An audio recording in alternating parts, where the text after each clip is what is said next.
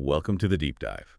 Today we are taking an exhaustive look into a really complex file, one that, combines the meticulous work of criminal investigation with the frightening opacity of the deep state. This huge one. It is. We are diving into the source materials surrounding the serial sniper known as Ezekiel Puck, a case so calculated and disruptive it effectively brought a major world economy to its knees. And this is a deep dive into an investigation that's just driven by relentless precision and this really profound personal vengeance. The sources we have, it's a mix of official reports, internal security memos, and the personal notes of lead investigators. They tell a story of mass societal disruption caused by a single man. It's incredible. It really is. The stakes were just immediate. You're looking at a body count that started at 17, later raised to 19, and all of it carried out with the devastating 100% success rate. And it wasn't just murder, was it? It was weaponized despair. The sources make it crystal clear that the pressure on the government was just enormous.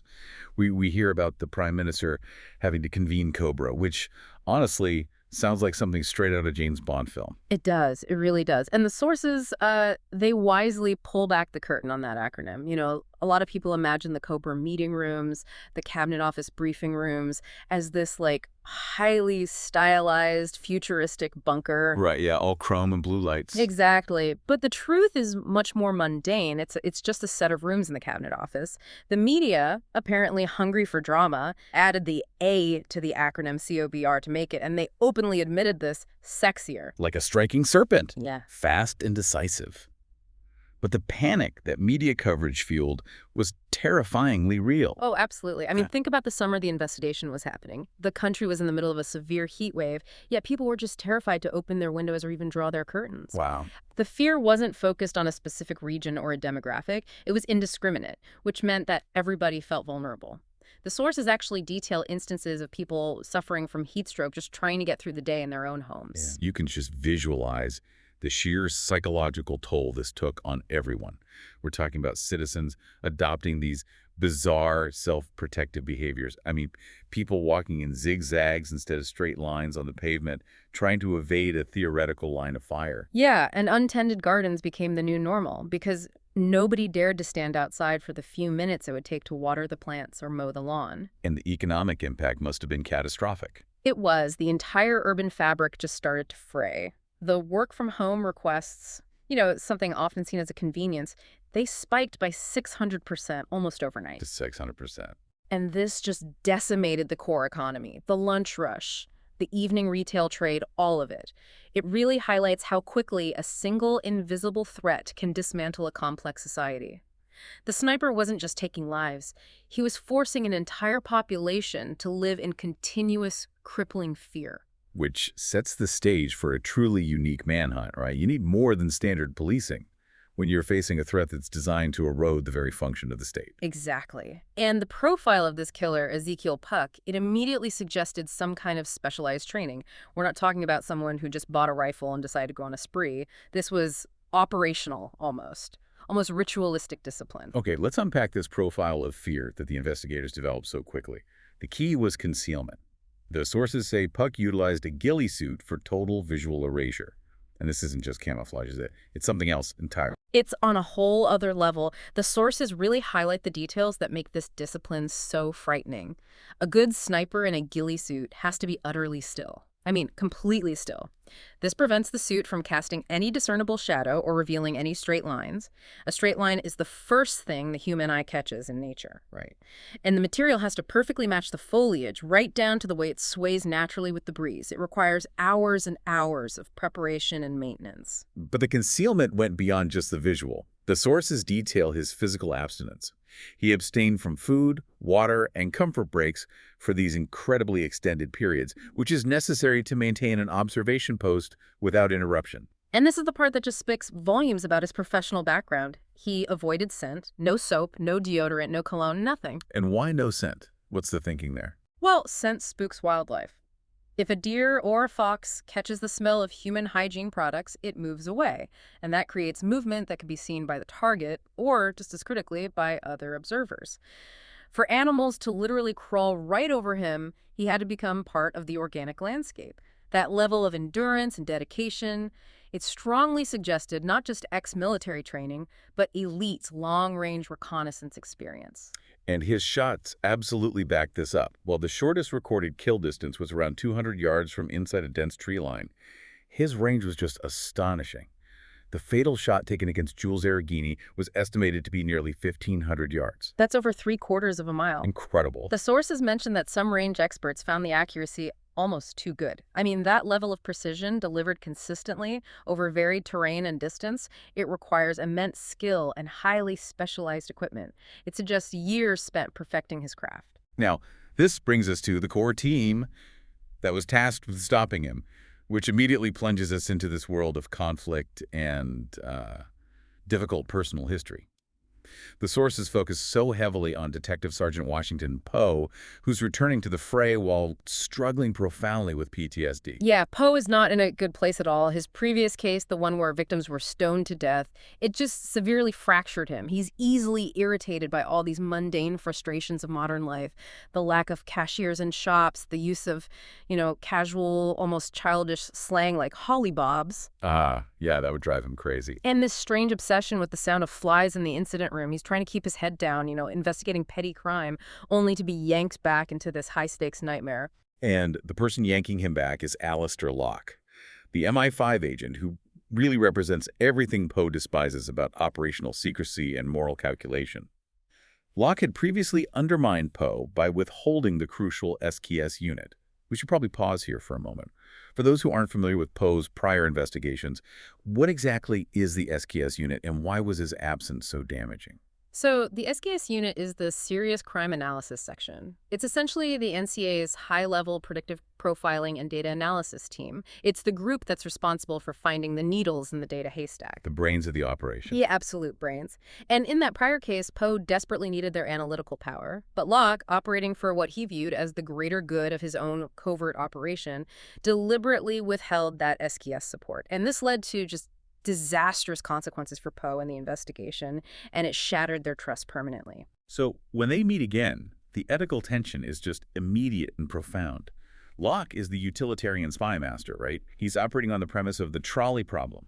Is it acceptable, even mandatory, to sacrifice one person to save 5? That is precisely the ethical dilemma at the heart of their relationship. Locke views this purely as mathematics. If a single action saves a greater number of lives, it is a moral necessity. But Poe is just emotionally and morally incapable of accepting that kind of calculus. Yeah, Poe immediately frames Locke's philosophy as pure expediency.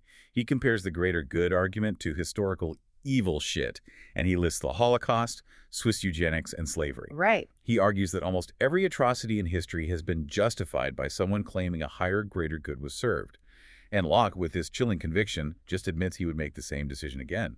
It shows this fundamental, unbridgeable gap in their moral worldviews. But despite this massive conflict, Locke knows Poe is his best chance, and Poe knows he can't succeed alone. And this is where the indispensable element, Tilly Bradshaw, returns. The genius mathematician. Tilly was forced into a job with Locke after her previous assignment, which she openly despised. She hated the mundane, unchallenging work, and she categorized her colleagues as nitwits. Her return to the fray is key, and it demonstrates the protective loyalty between her and Poe. Oh, it's so telling that Poe's absolute condition for returning to the investigation was that Tilly had to work directly with him. They are the tightest team, bound by this mutual respect and a reliance on their complementary skills. And we get some fantastic character color that illustrates their unique rapport.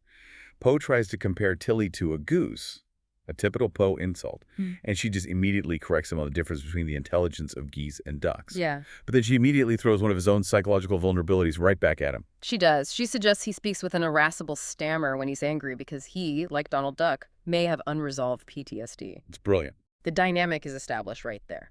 They challenge and support each other in ways that nobody else can. And it's this highly unlikely pairing that yields the very first physical breakthrough, based entirely on Poe's military experience. The gun theory. Right. Poe realized they were chasing the wrong ghost. The precision of the shots meant the sniper had to constantly zero his high-powered weapon. And this process, which is required to ensure accuracy over huge distances, is time-consuming, it requires space, and it demands absolute quiet. This instantly ruled out any urban or suburban locations like lock-up garages or abandoned warehouses. Exactly. It had to be a repeatable, ongoing process because these high-powered rifle sights are extremely sensitive. A few bumps in a vehicle could throw the alignment completely off, so he needed a semi-permanent clandestine location for zeroing his equipment. And here's the geographical insight that completely changed the map. Poe noted that 85% of the UK population lives in England. This means Scotland, which is geographically vast and densely empty by comparison, was the ideal location for secret target practice. It also provided the perfect cover. In many areas of the Scottish Highlands, the background noise of deer stalking and game hunting is just routine. A gunshot in the Cairngorms National Park, far from being a red flag, is just another Tuesday. Nobody would notice regular, precise target practice. And this logic led them directly to the discovery. A crude, but clearly semi-permanent, zeroing range discovered deep within the forest of Athol. And the detail here is critical. This wasn't just a spontaneous spot. It was meticulously set up with sandbags, distance markers, and firing points ranging from 600 meters all the way up to 1,400 meters. It was professional, and it confirmed their profiling. They were hunting a highly disciplined ghost, one who had prepared his lair far, far away from civilization. Finding the practice range was a monumental achievement, but it didn't solve the most baffling problem: the randomness of the victims. I mean, why was this disciplined, calculating killer choosing targets scattered across the entire mainland of England and Wales? They had physical evidence, but they lacked the pattern. And this is where Tilly Bradshaw moves from being just indispensable to being the central investigator. She attacked the problem using her critical premise, what she called the randomness myth. Okay, explain that for us. Why is true randomness so difficult for humans? Because the human brain is fundamentally a pattern matching and pattern generating machine. It's what we do. If you ask a human to generate a list of random numbers, their choices will invariably reflect their cognitive biases. They might avoid choosing two adjacent numbers, or they might overselect numbers in the middle range. They leave a subtle, discernible signature. A human fingerprint on the data. Exactly. Tilly's genius lies in spotting those human patterns. And the Gretna Green victim was the outlier that just broke the case wide open. This poor victim was killed during a wedding photo shoot. And the bride, she insisted on outdoor photos, mountains, blue sky, and she rejected the venue's offer of tarpaulin protection. This murder felt driven by immediate local circumstances, the stubborn bride's demands, not some kind of national scheme. Yet Tilly refused to believe it was pure chaos. She knew that a killer with Puck's operational discipline would not leave his movements to chance, even if he wanted them to look random. So if the killer couldn't generate true randomness from his own mind, he must have used an external source. And this is the aha moment, wasn't it? The killer rolled dice. Exactly, but not standard dice. Tilly realized the killer used a pair of icosahedrons, the 20-sided dice that are commonly associated with TTRPGs, tabletop role-playing games like Dungeons & Dragons. Okay, why 20-sided dice? And how did that map to the geography of the attacks? Well, the math fits perfectly. A pair of 20-sided dice has a possible range of results from 2, which is a double 1, to 40, a double 20. Tilly then mapped mainland England and Wales onto 39 distinct geographical squares. This meant square 1 was excluded, and squares 2 through 40 perfectly encompassed the entire target zone, excluding Scotland. So the victims weren't chosen at random at all. They were chosen by mathematically generated chance, dictated by a roll of the dice in this highly controlled system. He was outsourcing his randomness to geometry and probability. And this is where Tilly, the brilliant mathematician, had to sort of simplify the concept for Poe, who mistakenly assumed probability worked differently. Poe thought if he rolled 2 standard dice, throwing a 12 was, 1 in 12. Right. But Tilly had to explain that not all combinations are equally likely. Throwing a 12 is actually 1 in 36. The specific math isn't the key takeaway for you listening, but the consequence of that complex probability is this wasn't just rolling dice. It was using an advanced probability model to achieve a specific geographic distribution that was both truly random and systematically controllable. Which immediately connected the killer, Raymond Addy, to the TTRPG community. Right. The investigative team then cross-referenced known associates from mailing lists of these key TTRPG companies, they named the Liars Club, Trail of Tears, and Dungeons & Dragons, against known intelligence targets and former MI5 operatives. Which naturally led Poe, completely against his will, to attend a massive TTRPG convention in Birmingham. And Tilly insisted he wear a pinstripe suit, a burgundy tie, And a blue linen shirt. Yes, and Poe, totally oblivious to the culture, was inadvertently dressed as the iconic 10th Doctor, David Tennant. He was absolutely miserable, scowling at the lack of acceptable jelly baby decorum from a fellow attendee.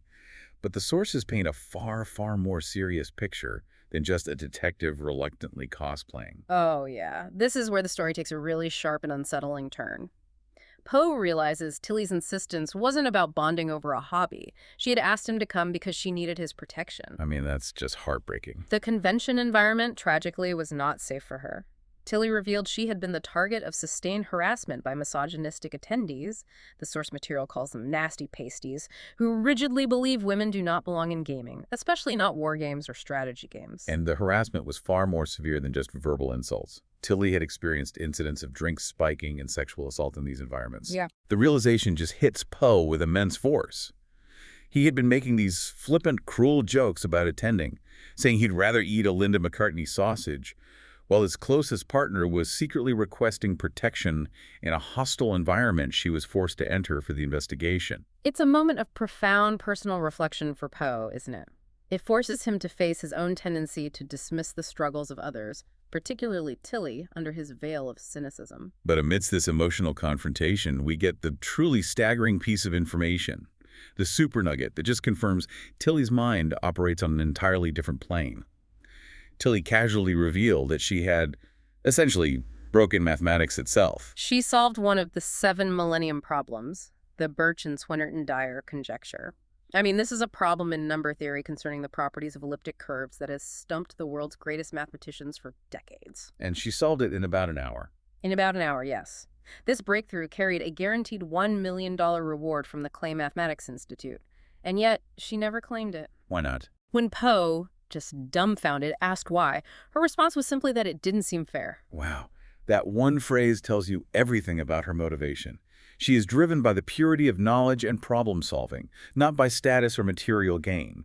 She lives on a cognitive level that most people, including Poe, cannot even begin to comprehend. Her motivations are just fundamentally non-narcissistic. And this revelation, coming right after the dark truth about the TTRPG world, it elevates her genius from clever data analyst to a profound, almost mystical force in the investigation. While Tilly was processing those TTRPG mailing lists, the investigation hit a major speed bump with a hoax call.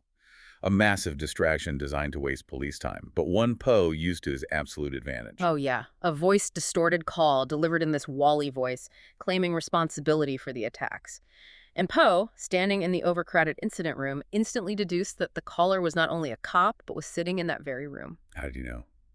The logic was just brilliant. It showcases his ability to focus on operational security breaches. It really was. The caller knew 2 crucial private details. First, he mentioned the sugar. A small bag of sugar had been found at a crime scene, a piece of forensic evidence that had been deliberately withheld from the press and all non-investigative officers to prevent copycats. So if the caller knew about the sugar, he had to be an insider. But the second piece of evidence was even more damning, wasn't it? Much more. The caller specifically asked to speak to Detective Monroe. Now, Detective Monroe had only joined the investigation that very day. His contact number wasn't in the official police directory or on the printed duty roster. It was written in marker on a temporary whiteboard in the corner of the room. So only someone who was physically present, who was scanning that temporary information, would have known to ask for Monroe by name and have his number. The caller was a police officer right there wasting their time. And this deduction forced Locke's hand. Before Poe could escalate his findings, he was abducted and weaponed by 4 highly trained men. He was bundled into a van, tied up, and had his picture taken. Poe humorously noted he felt like he was in a good spy movie, which was a stark contrast to his expectation of a bad Steven Seagal movie. Right. And Locke immediately confessed that the security services were running a parallel operation nearby, and that the abduction was a necessary measure of control and information gathering. And here we get the codename revelation. Ezekiel Puck wasn't just a random sniper. He was Raymond Addy, 49 years old, a Cambridge graduate born in Edinburgh. Locke confirmed the terrifying truth. Addy, or Puck, was one of the most dangerous men this country has ever produced. And this leads us to MI5's dirty secret, the existence of the mischief makers. Puck was part of a small, highly secretive department operating directly under Locke's purview. Their purpose was morally murky. to do the necessary bad things that the government couldn't be seen doing. This wasn't about espionage or surveillance. This was about internal destabilization. They were tasked with driving key targets, people who couldn't be prosecuted or overtly killed out of power or off the grid, often by ruining their lives and careers. Locke offered these devastating examples, illustrating the psychological warfare Puck specialized in. One target was a senior executive who was suspected of facilitating Iran's nuclear program. Puck didn't shoot him. Instead, he systematically destroyed the man's personal life and career until he was emotionally broken. Can you detail the sheer cruelty of that example? Yeah. It's chilling. It is. Puck used digital manipulation to create a convincing digital echo of the man's ex-lover, making her express renewed interest and love, suggesting a secret rendezvous. The executive, desperate for connection, showed up.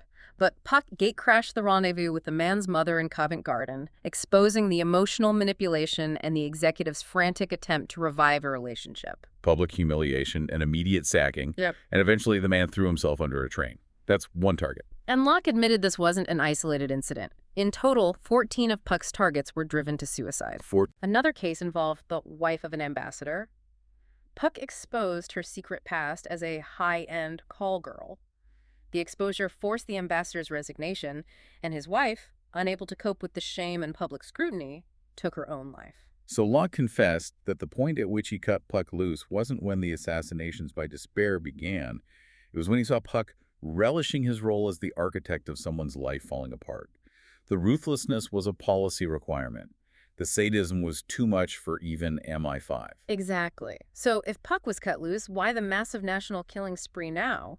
The motive was still tied to one location, Gretna Green. The investigation pivoted, understanding that the dice rolls were just a distraction for the real target. Right, and Poe and the team interviewed Joanne Addy, Puck's ex-wife, who worked at the Smithy's Forge wedding venue in Gretna Green. This interview revealed the true motive, what the sources call the spite engine. And this is a crucial plot mechanic. How was Puck using the financial system to target her? Joanne had bought the Smithy's Forge and used both the venue and her own house as collateral for large refurbishment loans. The sniper crisis, however, wasn't just disrupting business, it was invoking these specific legal loopholes. Due to the national panic, insurers were denying claims under the force majeure clause. Can you elaborate on that force majeure angle? That's typically used for, acts of God, like a hurricane or something. That's correct. Force majeure is a legal concept that releases both parties from liability due to extraordinary circumstances, often natural disasters.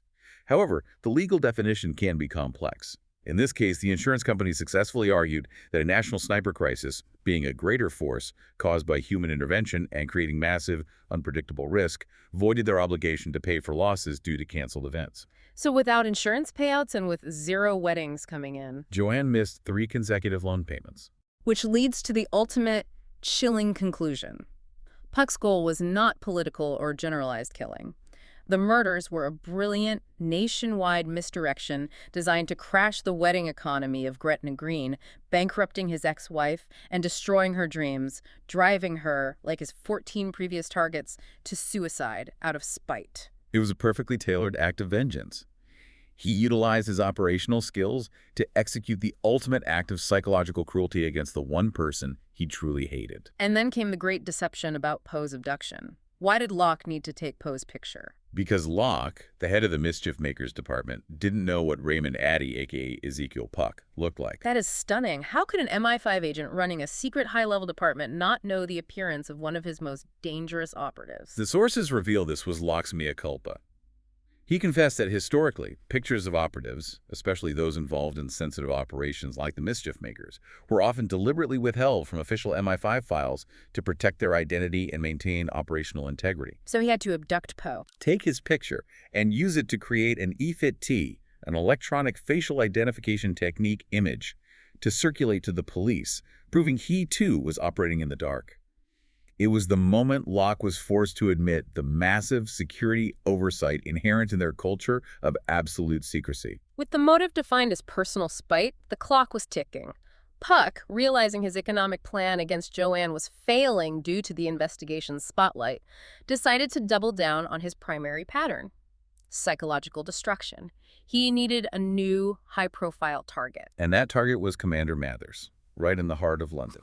A shocking public execution that really demonstrated Puck's technical flair. Mathers suffered a devastating injury, a fist-sized hole in the back of her head, and Puck chose the financial district for maximum impact, utilizing this ingenious decoy setup. Tell us about the tailor's mannequin. Puck positioned a tailor's mannequin, dressed in white overalls, on the roof of 22 Bishopsgate. He then concealed his sniper sight within the body of the mannequin, lowering the sight mechanism down from the plant room. This gave him the perfect, concealed vantage point to take the shot across the street at Mathers, who was on the roof of 100 Bishopsgate. So it looked just like a construction worker's equipment. Brilliant. And the ensuing public and political backlash was aimed squarely at Poe. He was immediately scapegoated and suspended by Commander Unsworth. The cruelty, however, wasn't limited to his career. No, Unsworth went for the jugular. He informed Poe that Lady Doyle, Estelle, had broken off their engagement. Unsworth even had a copy of the Sun's homepage ready, confirming the news. This was the moment Puck was aiming for. He didn't just want to kill targets, he wanted to destroy Poe's life, believing he had shattered him exactly as he had done to his other victims. The sources frame this as Puck celebrating, feeling he had broken Poe, comparing his victory to that comic book moment where Bane had broken Batman's back. Desperate for a strategy to fight back against a pure engine of spite, Poe took the extraordinary and dangerous step of visiting his trauma therapist, Dr. Clara Lang. And this is such a complex relationship. Clara previously saved his life, but her history also contributes directly to his current PTSD. She was sedated following a recent violent incident. Her alternate personality, Bethany Bowman, had bitten off a bully's ear. But Poe needed to interview that darker side. Right. To meet Bethany, Poe had to sign an extensive liability waiver, and the interview had to take place in a highly secure Rubicon room. The very name Rubicon is symbolic, the point of no return. Poe was restrained for his safety, feeling like a character in a Silence of the Lambs sequel. But Bethany was immediately the strategic consultant Poe needed. She instantly grasped Puck's nature. She told Poe Puck was pure spite and that the murders were merely a byproduct. Puck was fundamentally in the despair business. Her insight was the key. Puck, a narcissist, could only be beaten if Poe forced him into a mistake. And to do that, Poe had to play his game, but with subtlety. Poe had to become the architect of his own public humiliation and vulnerability, making himself the ultimate target. This led to the psychological heart of the matter. Bethany posed a variant of the Sophie's Choice dilemma, asking Poe who he would run into a burning building for. Only one person could be saved. And Poe struggled. He resisted the question, trying to calculate the most logical or noble answer. But eventually, honestly, he chose Tilly Bradshaw.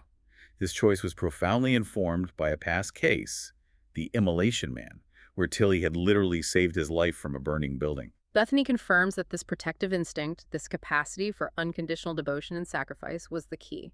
Puck, a psychopath who cannot form genuine emotional attachments, would never predict a protective strategy driven by loyalty.